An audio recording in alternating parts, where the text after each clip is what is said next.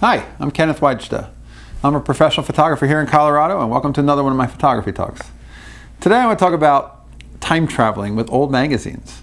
And I've talked about old magazines before, but this is a copy of 1950s modern photography, and it's just such a fascinating thing to see Leica 3s advertised new. And the cameras that were, the cameras that are showing up in my collection now and that come into our consciousness now, they're here and they're for sale. And a Leica was $150 back when a sandwich was 20 cents. Can you imagine how expensive those cameras were and why most people couldn't afford to buy them? And I'm always, just fascinated. There were an awful lot of ads for girly type photographs from different collections, and it was one of those things where this magazine was certainly marketed to men, I think, based on the fact that the advertisements have so many different ads for, girls that you could get in the mail at $1 a photograph or $1 a slide. And here's one that says, Hubba Hubba, Evelyn West, 2 appealing individual glossy photographs for $1.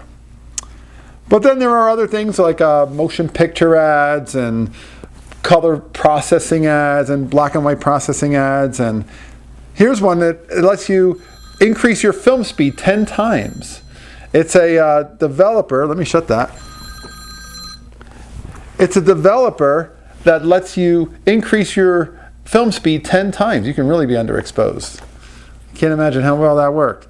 But these magazines are fun because they're not just for, the stories that are in them. Because a lot of times they'll talk about a process, and then their resolution of the photographs that they're printing isn't all that great.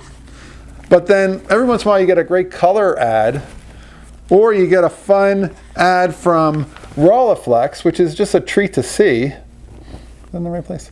And that's the kind of thing where it's like, for me, these are time travel, because I wasn't alive in 1950, and to see how they marketed Ektachrome color film, and to see how they sold magazines back then, and the equipment that's readily available in our consciousness right now and showing up in thrift stores and used stores and on the used market, they're here, and this is a little treat. So if you see any of these, you probably find them online.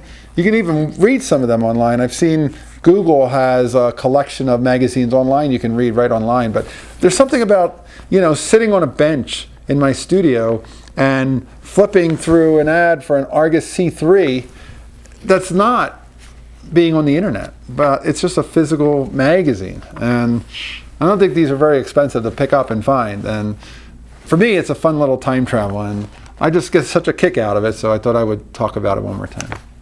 Hey, thanks so much for watching. If you're enjoying these, hit the subscribe button and I'll bring you some more. Thanks for watching.